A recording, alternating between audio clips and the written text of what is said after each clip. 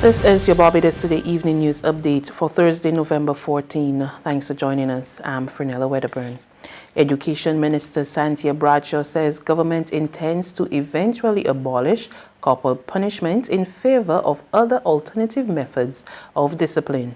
While addressing the 14th Annual Child Research Conference at the Sir Arthur Lewis Institute for Social and Economic Studies of the University of the West Indies on Thursday, Bradshaw acknowledged government's reluctance to amend Section 41 of the Education Act and totally remove corporal punishment in keeping with international obligations. She noted that social surveys show Barbadians are still very opposed to it being abolished and said government would have to step up public education programs to help stakeholders develop effective alternative approaches to corporal punishment.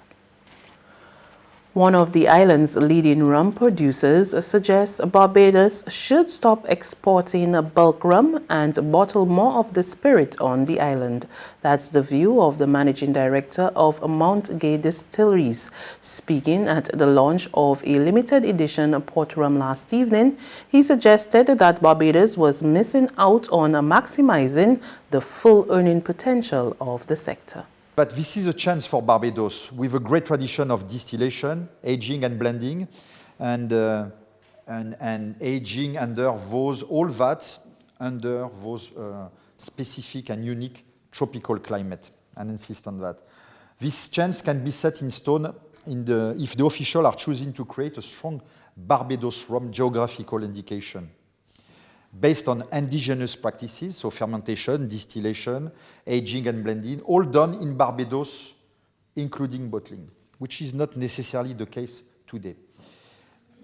This high standard will meet the fast-growing demand of authentic rum, bringing value and jobs on the island. So imagine if all the rum or the bulk rum which is produced on the island, if tomorrow is bottled in Barbados. Imagine the thousands of jobs that can be created on the island. So this is an opportunity that needs to be catch in a way. A new advocacy group was launched today to give men a greater voice. It's called the Men's Empowerment and Network Support. President Fabian Sargent told today's launch that the Barbados that was held at the Barbados Family Planning Association, that the network wants to steer men away from violence, giving them a safe place to vent their emotions and discuss challenges. He says men need the support. We need to stop talking and do. You know, we're losing lives, we're losing men. The ratio of the person having 730 something men to about 38 women. Psychiatric hospital is two-thirds men. And we look at the substance abuse organizations that are dealing with persons who have abused substances dominated by men. The cemeteries. When we look at preventative methods, because we're not only about the emotional health, we have to look at all the other things, the NCDs, men not going to the doctor, men being afraid to get tested. They're not adhering to the screening processes. They're waiting to be. You know when men are seen by the doctor in the advanced stage of disease. Yeah. Minister in the Ministry of Finance, Ryan Strawn, wants to step up collaboration with CARICOM, an international organization that provides technical assistance. He told the opening of the 2019 Caribbean Regional Technical Assistance Center Mid-Year Steering Committee this morning that Barbados and other regional countries need all the help they can get to better respond to challenges on the global stage.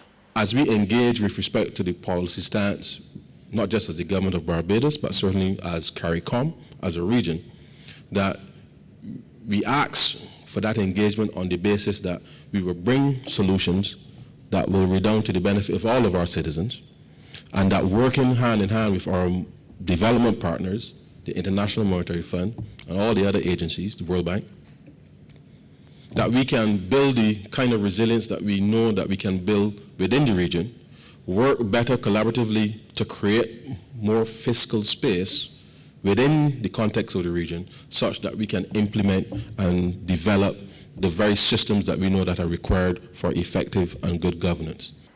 In sports, the West Indies took a one-match lead in the T20 International Series against Afghanistan, defeating them by 30 runs in Lucknow, India earlier today.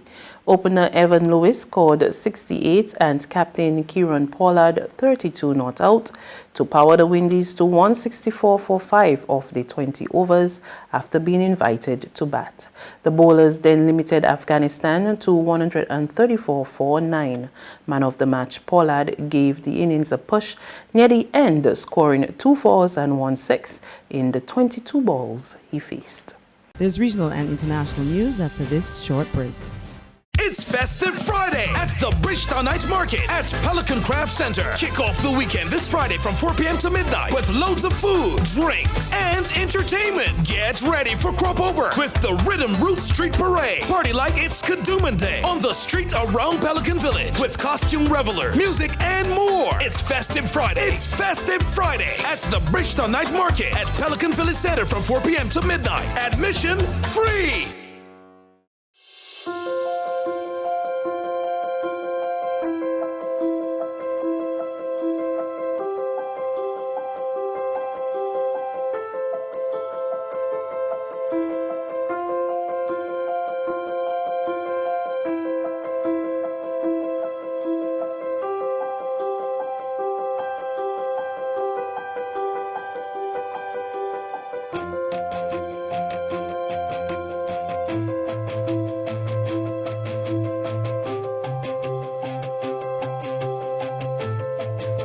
Barbados Today, news you can trust. To regional news now, education authorities in St. Lucia have strongly condemned a brawl involving 2 female secondary school students and 2 adult women at a fast food restaurant. More in this report from HTS News Force. Will disciplinary action be taken against the uniformed teenage schoolgirls caught on camera in an altercation with 2 adult women? According to the Ministry of Education, provisions are being made to the female students of the Cicero Secondary School and the 2 women involved in the brawl that erupted at a pizza joint in Castries last Friday. Met with mixed reviews as to who was in the wrong, officials at the Ministry of Education say it is a sad day when children and the general society resort to violence to resolve conflicts. Well, it is a sad day for us in terms of what we were able to see. But we are rest assured that we have teams in place in terms of our guidance counselors, our education officers, the principals, the leadership of our schools, and also our parents in terms of what kinds of behaviors we find acceptable, what kinds of behaviors we'd like to tolerate as a society. So it is really a partnership between all of those entities to identify what the issues are. According to one report, a mother-daughter duo were attempting to put an end to the incident of alleged bullying by the students. However, things took a turn for the worst when one of the grown women told the victim to retaliate against the alleged bullies, a move which has been widely criticized and in some instances praised. In the footage, one of the women, claiming self-defense, was seen throwing a chair at the students. And on the international front in the U.S., another tragic school shooting, this time at the Saugus High School in Santa Clarita. More in this report from Reuters Television. At least 2 teenagers are dead and several others injured after a gunman opened fire at Saugus High School in Santa Clarita, California on Thursday morning. Los Angeles County Sheriff Alex Villanueva. There were a total of 6 victims who were promptly triaged and transported to the local hospitals for treatment.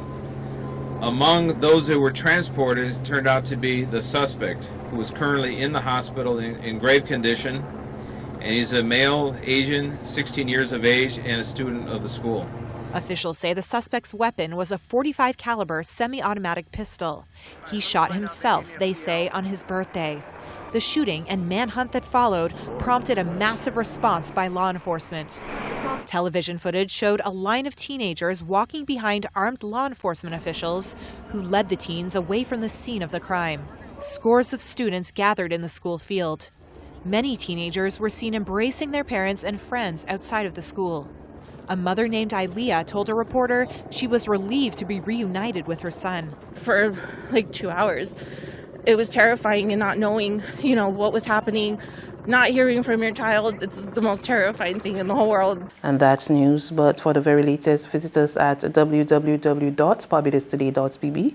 You can also subscribe to our e-paper, email updates, or like us on Facebook, and sign up for our breaking news alerts via WhatsApp. We're also on Izumi Media and Bus terminals, as well as screenplay at supermarkets and gas stations near you. And you can also hear us on Mix 96.9 FM and Capital Media HD 99.3 FM. I'm Fernella Wedderburn. Good evening.